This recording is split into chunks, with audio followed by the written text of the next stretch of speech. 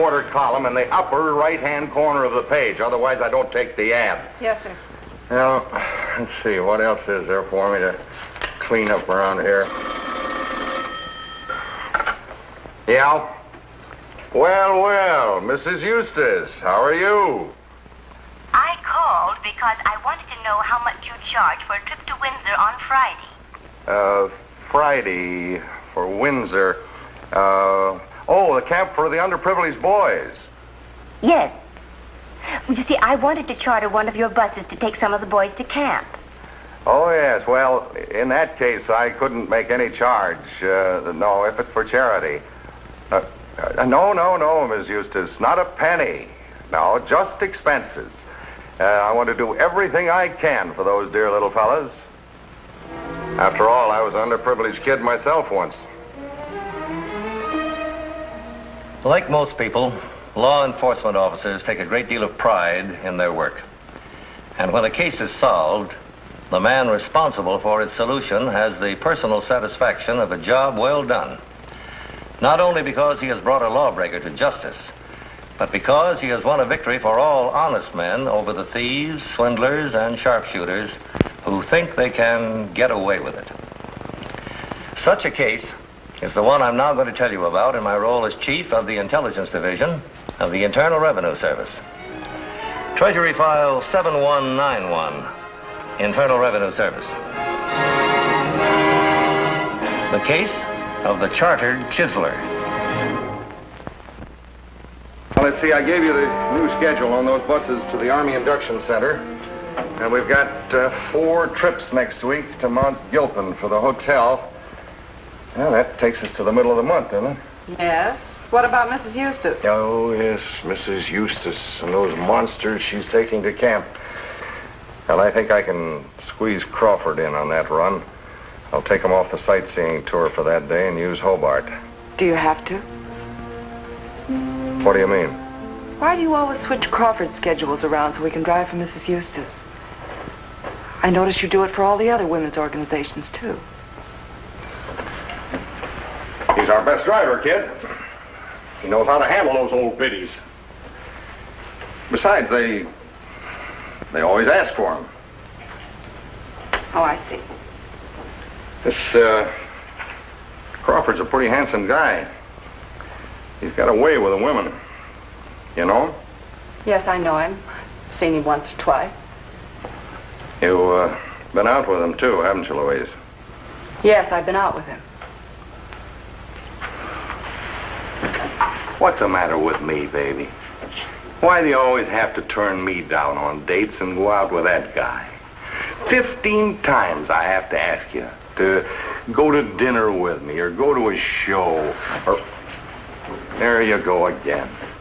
Every time I get close to you, you run away from me. What for? What are you afraid of?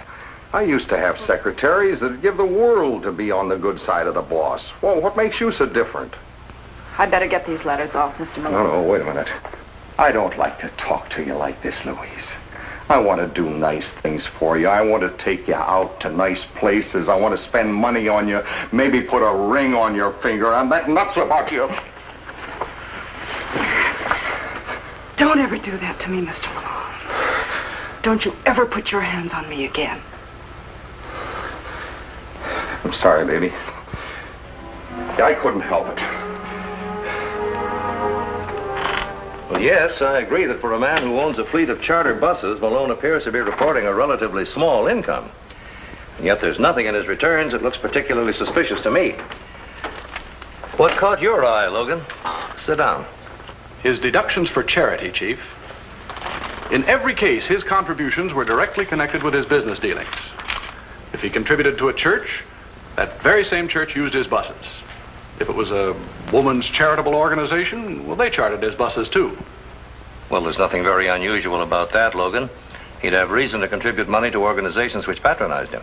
Yes, be good business, I suppose, but if a man gives almost $1,600 a year to charity, don't you think it's strange that he doesn't contribute 1 cent to the Red Cross or some other organization that he doesn't directly do business with?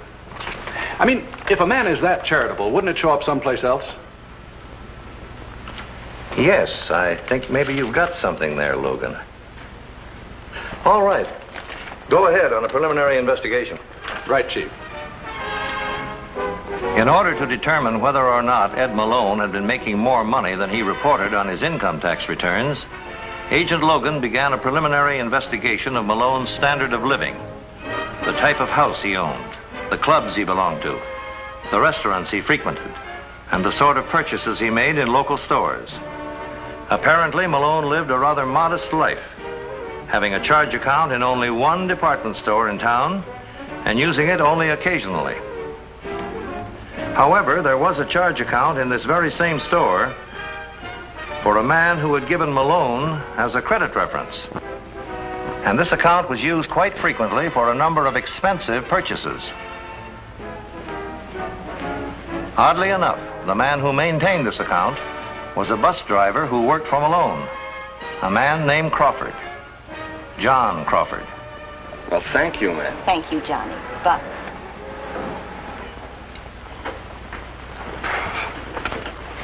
You don't have to count it out for me. I know how much Mrs. Eustace paid you. Just put it in with the rest of the receipts and make a deposit for me in the morning. Right. Oh, one more thing, Johnny. I think I've mentioned this to you before, about Louise. What about her? She ain't right for you, kid. Stay away from her. What do you mean? Now, look. There ain't two dames in my whole life that I've ever felt this way about before. And I don't want no competition. Well, I don't know. Now, don't give me any argument, Johnny. Stay away from her. The way I figure it, she's kind of sweet on you. And if you keep out of the picture, I can move in easily. But, Mr. Malone... I told you I don't want no argument. Now, don't get me mad. Maybe I like this girl. Maybe I'm kind of sweet on her myself. I don't care what you are. What I say goes. Don't it, Johnny? Don't it? Yeah. Yeah.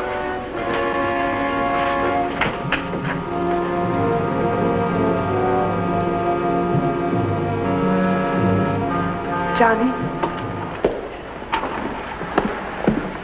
Honey, I told you not to meet me here. Do you want somebody to see us? I don't know what I want. What's the matter? What isn't the matter? Do you know what it's like to be in an office all day long with a man like Malone? Why can't we just tell him that we're in love with each other and we want to be married? He wouldn't like it. He'd go through the ceiling if he knew we were going around with each other. Then let him. What difference does it make how mad he gets? We don't have to suit him, Johnny. Remember, you're just working for the man. You're not his slave. All he can do is fire you. I wouldn't like him to fire me. I need the work. Oh, Johnny, you can get another job. We both can. Then we don't have to put up with all this. How do you suppose I feel? Meeting you on the sly all the time. Pretending I don't know you in the office. Sneaking outside to call you up. I love you, Johnny. I love you. You think I can go on like this? We just have to mark time for a little while. Then we'll save enough and we'll get married. Then we'll walk on out alone whether he likes it or not. Well, why can't we do that now? Well, because he pays good money and nobody else in this town would pay me the dough I get from him. Is that the only reason you want to stay? Of course. What other reason could there be? In an effort to approximate the gross income of Malone's chartered bus service, Agent Logan checked with all the sources of income listed on Malone's tax returns. The clubs, the schools, and particularly the men's and women's organizations with which he did the bulk of his business. By investigating these organizations, Logan learned that, oddly enough, in a great many instances, Malone's drivers were paid in cash. We always pay in cash. Mr. Malone gives us a discount for paying in cash. A rough estimate of Mr. Malone's gross income revealed that over a period of 3 years, he had reported some $200,000 less than he actually took in. It was then that we decided to make a full investigation. Louise, Tell Johnny Crawford I want to see him. I'll wait right here for him. Yes, sir.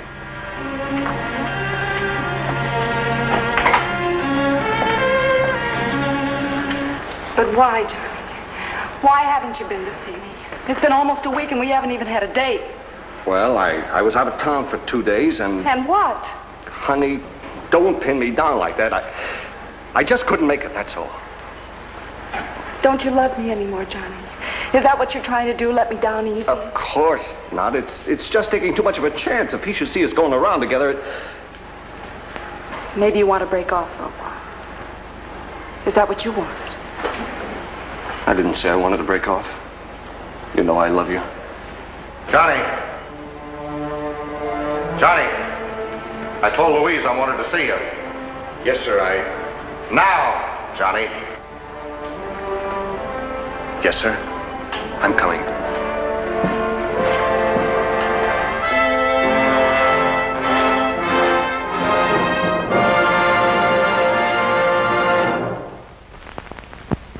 Well, no, not at all, Mr. Logan. I don't mind you going over my books, but going over my books is one thing. Spending 2-3 days, after all. I'm sorry it's taking so long, Mr. Malone. But what's up? I always file my returns and pay my taxes. Yes, certainly. Well, I guess that'll be all for today. But you haven't answered my question.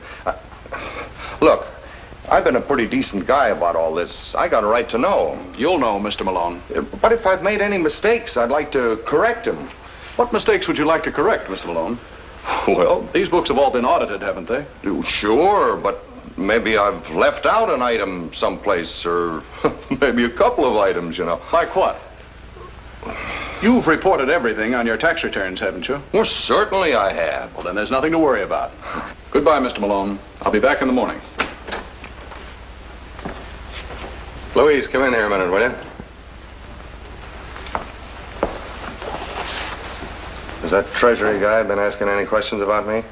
No, sir. Has he said anything about my cash account or my books or anything like that? No, sir. Well, what are you staring at? You think I've done something wrong? And if I did, do you think they could catch me?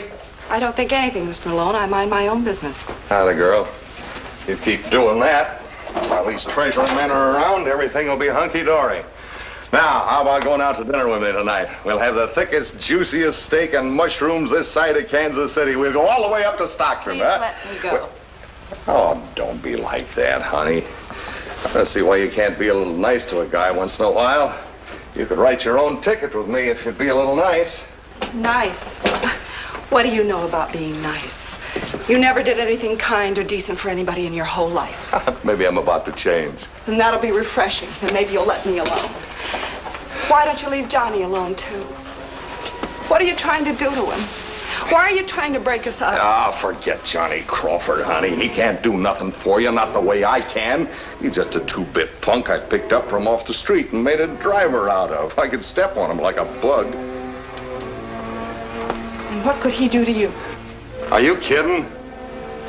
You're using him, aren't you?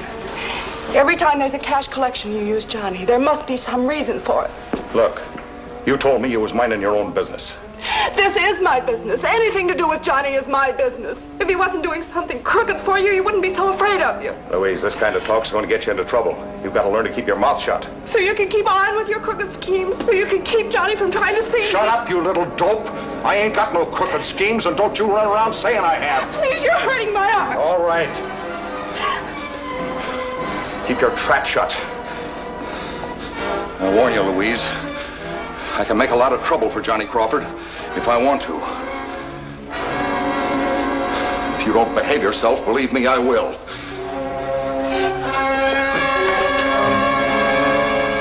But I had to, Johnny. I had to see you. Malone can't keep me from coming to your apartment. But you don't know him, Louise. You don't know what he can do. What can he do that he hasn't done already? But you shouldn't have talked to him that way. You shouldn't have said what you did about me. That'll only make things worse. But why, Johnny? Why? You've got to tell me once and for all why you're so afraid of it. Honey, don't you think I would if I thought it would do any good? You can't take back something you're sorry for, something that's already been done. But what's been done, Johnny? Oh, look, darling. When you love a girl, When you ask her to marry you, she has to know what you are, what's inside of you. Otherwise, the marriage doesn't mean anything. A part of you isn't in it. Johnny, what have you done? How can I tell you? How can I say it?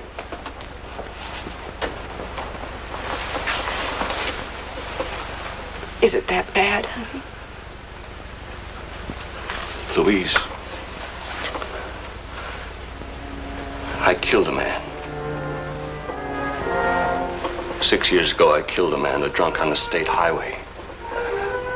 I ran over him and I kept right on going. You didn't report it to the police? No. I was so scared, I kept telling myself I couldn't do him any good. I didn't want to get mixed up in it. They might find out about the car and Malone might put me in jail. Malone? Yeah, it was his car. I borrowed it one night without his knowing it. The worst part of it is he found out anyway. Caught me driving it into the garage. But he didn't put me in jail. Told me to keep my mouth shut and he'd take care of me. From that time on, you've had to do everything he told you to do. Unless I wanted to go to the jail. It was like being on a string. All he had to do was open his mouth and I'd do what he said. Sorry I told you now. Oh, no, Johnny. I'm not sorry you told me. Just sorry for you. Discrepancies. All sorts of discrepancies, Chief. Even in the accounts with his regular customers. Cash receipts improperly reported, or not reported at all. Items listed on his customers' books which don't even appear in his records. But they're all cash transactions. That's his game. To deliberately get these organizations to pay in cash so that there wouldn't be any checks or receipted bills that we could use as evidence. Well, if he's been making all this money, Logan, what has he been doing with it? Putting it in a hiding place? Possibly. It's also possible that he's been spending some of it through this driver of his, this Crawford fellow. For one thing, Crawford has paid for quite a number of stock purchases which Malone made at a brokerage house. I see. What about those out-of-town banks that you've had Anderson investigating? Any accounts show up in Malone's name or Crawford's? No, but Anderson has found two rather large depositors who gave Malone as a reference. Oh? Now, it could be that these depositors have been using fictitious names. And it could be that they'll all turn out to be Crawford. At any rate, we're working on that angle. All right, Logan, keep at it. And if there's anything you need from me, just let me know. Yes, sir. Yeah, don't tell me you can't do it. I'm telling you, it's got to be done. There's too much going on around here. Too many questions being asked. That Treasury guy is onto something. He's getting closer to the answer every minute. Even so, I still don't see why I'm not asking you to see. I'm telling you to close out those 2 bank accounts in Jefferson County and bring me the cash. You'll need some of it to get away. But why do I have to go? If I run away and this thing breaks wide open, they'll think that I've been stealing from you, taking the cash receipts and banking them under a phony name. That's the way I want it to look. If the house caves in, I got to be in the clear. But what about me? If they catch up with me, I'll never get out of jail. Now, quit worrying, will you? They ain't going to catch up with you no more than they did the other time. That hit-and-run deal worked out okay, didn't it? Did it? You call living like this okay? Oh, don't try to be so smart. You didn't have much choice about the way you were going to live after you ran over that guy in my car. If you want me to tell the cops about that, just say so. I can still make you take the rap for it. Yeah?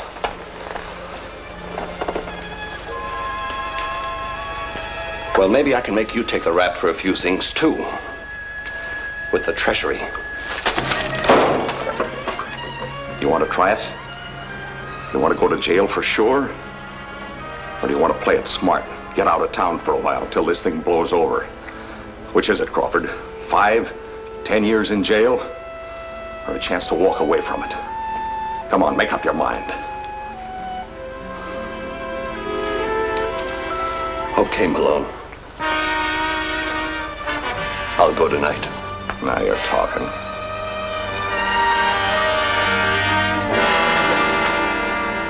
That's right, Chief. We tailed Crawford going into both of those Jefferson County banks, and he closed out both of the accounts. No, sir, there's no question about it. We have samples of the handwriting.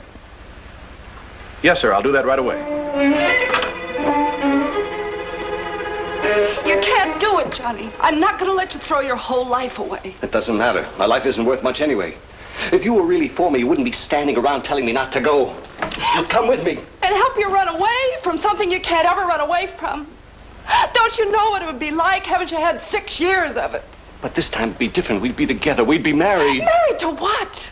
A prison term hanging over your head? Cops and Treasury men following you all over, moving from town to town to get rid of him? And from Malone, too? Well, what else is there to do? What you should have done in the first place, what you still have to do. Give myself up? Johnny, look, you do something wrong, you have to pay for it. Then you can start all over again, all fresh and new, with a chance of making a decent life for yourself. Sure. It's easy to say, but what's it like to do? What's it like to be in jail for 5 years? 5 years. You say it in a second. 5 years. But living it. Every day, every minute. It's the only way, Johnny. I'd be living it too, waiting for you. You would wait? You'd be there when I got out? I'd be your wife, Johnny. Where else could I be? I wasn't such a coward. If I could just... Do it, honey. Tell him. Call him on the phone right now and tell him it's your only chance. Then you'll be rid of it once and for all, and you wouldn't ever have to be afraid again. All right. All right, I'll call him. I'll call him right from here.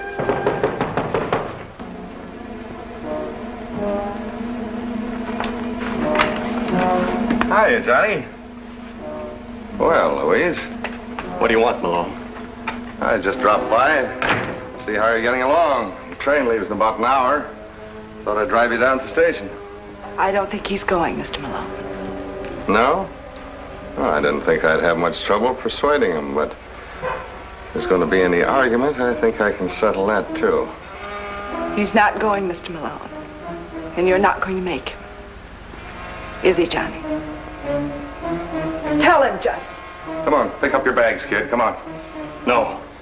You're wasting time. No, I'm doing it right. For the first time in 6 years, I'm doing it right. Look, Crawford, you're not talking to me. You're talking to a gun. You've had a gun at my head for 6 years. For 6 years, you've been whipping me with it. Scaring me. Making a nothing out of me because I was afraid you'd pull the trigger. Now I don't care anymore. Go ahead and pull it. Go ahead, Malone. You want to kill me? Go ahead and kill me. Well, why did you do it? Why are you so scared? What are you so nervous about? Who's at the door? Who's there? Special Agent Bogan, Internal Revenue Service. Crawford, I'm still waiting. I want to talk with you. I'm coming.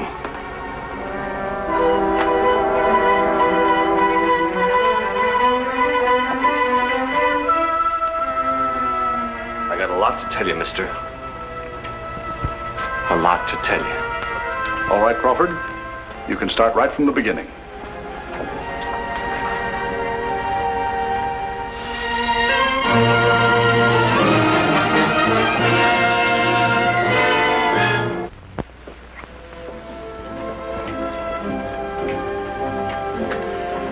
After confessing to being the hit-and-run driver who had killed a man some 6 years before, Johnny Crawford pleaded guilty to a charge of second-degree manslaughter and was sentenced to the state penitentiary for a term of 2 to 5 years.